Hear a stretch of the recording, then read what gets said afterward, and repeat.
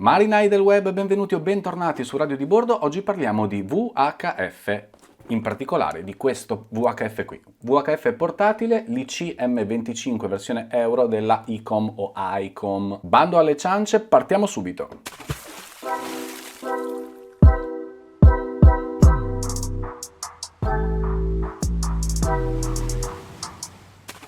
Benvenuti in questo nuovo video, io sono Matteo e oggi parliamo appunto di questo VHF che mi è stato donato dagli amici di Mare Shop per l'avventura di Mal di Plastica. Se vi appare qui sopra il link per andare a vedere il video, guardatelo. Un VHF molto semplice da usare, ma andiamo subito a vedere che cosa c'è all'interno di questa scatola. Partiamo aprendo la scatola per andare a vedere il contenuto. Ecco qua. Che ci troviamo con i primi fogli, va bene, dichiarazione di conformità, va bene, e i manuali in tedesco, spagnolo, italiano, così.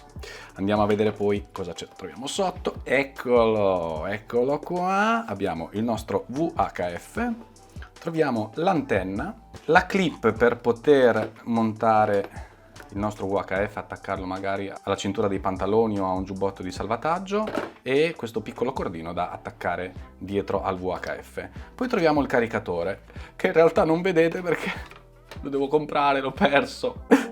L'ho perso, non lo trovo più, l'ho perso. Ecco qua, tutto fuori dalla scatola. Allora andiamo a montare, prendiamo il nostro VHF, aggiungiamo la clip dietro, incastrandola, è semplicissimo, scatto.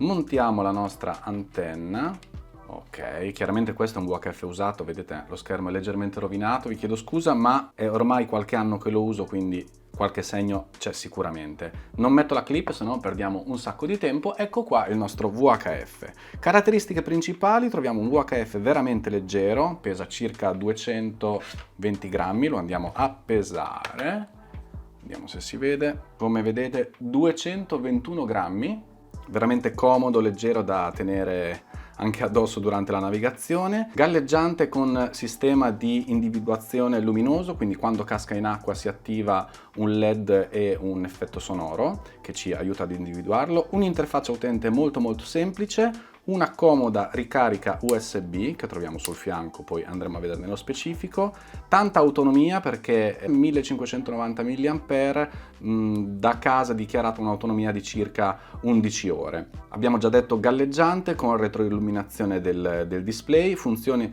Dual Watch e 3 Watch, scansione dei canali e tanto altro. Ma andiamo proprio ad accenderlo per vedere quali sono i tasti principali e le funzioni di questo VHF. Aspetta, prima di proseguire mi raccomando iscriviti al canale cliccando qui. Sul lato sinistro del nostro VHF troviamo il tasto PTT per trasmettere, il tasto di accensione e lo sportellino per poter accedere alla ricarica. Come vi dicevo, io ho perso il caricatore, ma non c'è problema perché può essere caricato con un cavo micro USB e un adattatore che almeno deve avere 5 volt e minimo 2 ampere per poter caricarlo nella maniera corretta.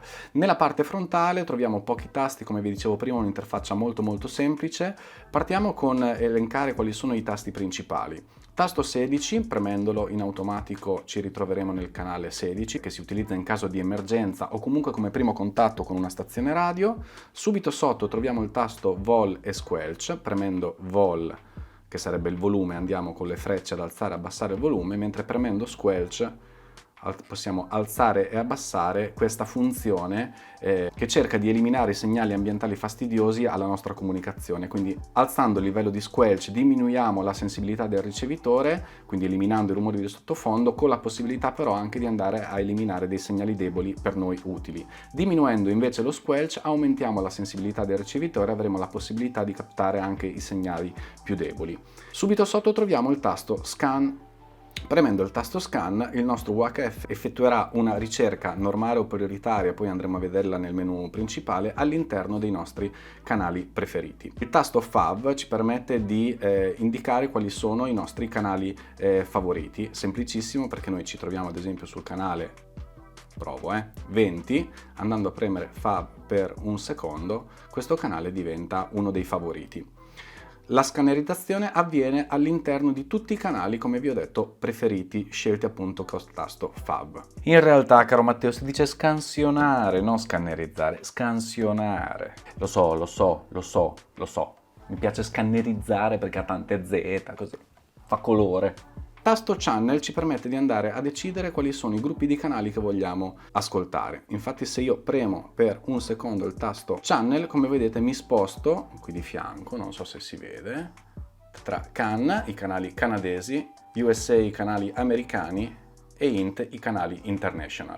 Ultimo tasto in basso troviamo High and Low. Premendo il tasto High e Low andiamo ad aumentare o abbassare la potenza del VHF, quindi se abbiamo effettuato una chiamata con Low ma non riusciamo a ricevere risposta, possiamo provare ad aumentare con High la potenza. Vediamo ora quali sono le altre funzioni che troviamo sempre nei nostri pulsanti, ovvero quelle che trovate all'interno della cornice bianca. Moni, Dual, questa piccola chiave e questo asterisco.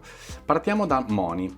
La funzione Monitor ci serve per eliminare la funzione Squelch e quindi ascoltare tutti i segnali, quindi compresi i rumori, semplicemente tenendo premuto questo pulsante. Sentite? La funzione sotto invece è Dual, nel tasto Scan troviamo appunto Dual. Cosa succede? Che tenendolo premuto vedrete apparire la scritta Dual lampeggiante. Dual Watch e Tree Watch, che si può attivare dal menu interno, ci permette di andare, mentre siamo ad esempio sul canale 20, a monitorare sempre il canale 16. Quindi se in questo momento noi riceviamo sul canale 16 un messaggio, il VHF si sposterà dal canale 20 al canale 16 fino a quando sul 16 non si interromperà il segnale, per poi appunto ritornare sul canale 20. Nella funzione Tree Watch, che si può attivare da menu e lo vedremo tra poco, possiamo andare a monitorare un canale di chiamata, un altro canale su cui noi ci troviamo in quel momento e il canale 16. Lo disattiviamo sempre tenendo premuto per un secondo. Tasto High and Low, vedete sotto che ha una piccola chiave, tenendolo premuto per un secondo andiamo a bloccare quelli che sono i tasti del nostro VHF, tranne il volume, che possiamo continuare a modificare, lo squelch, che possiamo modificare, e chiaramente il pulsante alta e bassa potenza. Tenendolo premuto andiamo a togliere il blocco dei nostri pulsanti e andiamo a vedere l'ultimo, dove vediamo questo piccolo asterisco. Tenendolo premuto noi diciamo al nostro VHF che quel canale è tra i nostri preferiti, quindi ad esempio il 21 lo voglio tra i miei preferiti, tengo premuto e accanto al canale appare l'asterisco, 22 lo voglio preferito, 23 lo voglio preferito. Cosa serve aggiungere i canali preferiti al VHF? Serve perché se io voglio attivare la funzione scan, come vi dicevo prima, lui partirà scannerizzando tutti i miei canali preferiti. Durante la funzione di scan, se il VHF trova all'interno di uno dei canali un segnale in arrivo, si ferma su quel canale. Possiamo poi decidere se dopo 5 secondi farlo ripartire e continuare nella scannerizzazione, oppure se lasciarlo su quel canale senza dover compiere nessun'altra azione. Premendo il tasto 16 torniamo appunto sul canale 16 e possiamo adesso andare ad individuare quello che è il nostro canale di chiamata, magari il canale che più utilizziamo per le nostre chiamate. Quindi tenendo premuto il canale 16, il pulsante per qualche secondo, al termine del beep potete vedere che inizia a lampeggiare e appare una scritta call.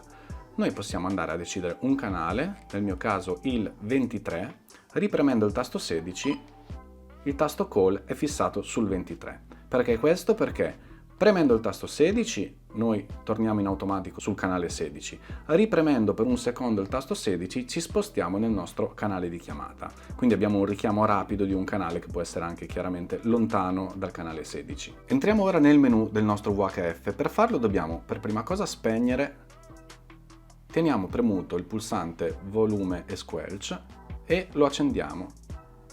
Vedete il display cambia forma e appaiono queste scritte che in effetti non sono molto chiare e decifrabili subito, ma andiamo a vedere voce per voce a cosa corrispondono. La prima voce che ci appare è il beep, in questo caso è off.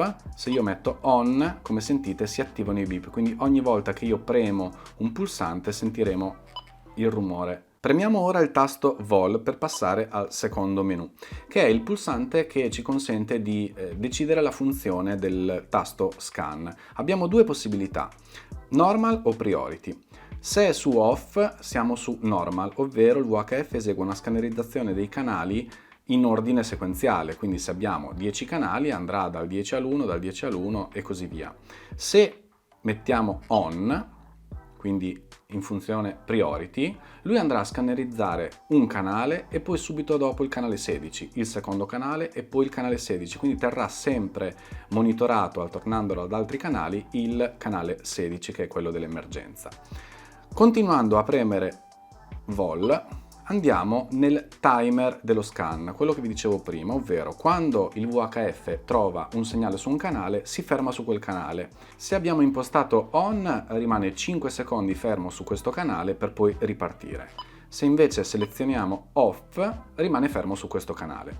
Continuiamo con le opzioni e andiamo nell'autoscan. Questa funzione serve per dire al VHF, se non è utilizzato per più di 30 secondi, di partire in automatico con una scannerizzazione dei canali. Quindi su on lui continuerà ogni volta che diciamo è in stand-by a effettuare una ricerca, se invece mettiamo su off rimane fermo sul canale dove ci troviamo in quel momento. Continuando possiamo andare a decidere la funzione Dual Watch o Tree Watch. Dual Watch, come vi dicevo prima, in questo caso D, ci consente di tenere monitorato un canale e il canale 16. Se ci arriva una chiamata sul canale 16 e noi siamo sul canale 20, il VHF si sposterà in automatico sul canale 16 fino all'emissione del segnale, per poi ritornare sul canale che utilizzavamo fino a quel momento. Impostando invece T, Tree Watch, possiamo tenere monitorati due canali, ovvero il canale di chiamata che abbiamo deciso all'inizio, il canale 16 e un altro canale normale in cui ci troviamo. Continuando, premendo sempre il tasto vol, entriamo nelle opzioni del monitor, quello che dicevo prima, ovvero il pulsante che annulla lo squelch. Se, come in questo caso, è selezionata più, ovvero push setting, la funzione monitor si attiverà solo mentre teniamo il tasto premuto. Al rilascio del tasto, la funzione monitor non c'è più. Se invece attiviamo hold setting, dobbiamo tenere premuto il tasto, rilasciamo e quindi attiviamo la funzione monitor. Per togliere la funzione monitor dobbiamo ripremere il pulsante e la funzione monitor si toglie. Premiamo sempre il nostro tasto vol per spostarci nelle pagine del nostro menu. Arriviamo alle impostazioni della retroilluminazione del display. On è sempre attiva, o meglio, dopo 5 secondi in automatico si spegne, mentre off la luce non è mai attiva. Continuiamo, io lo attivo, continuiamo ed entriamo nella pagina di setting del contrasto del display LCD. Alto contrasto, basso contrasto. Tasto vol per spostarci.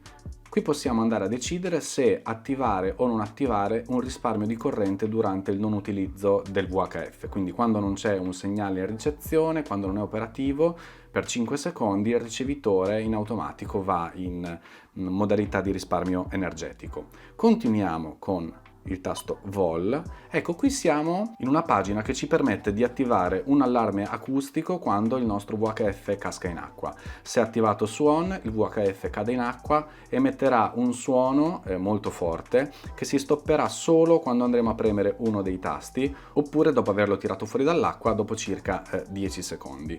Continuiamo nelle funzioni, io lascio sempre on.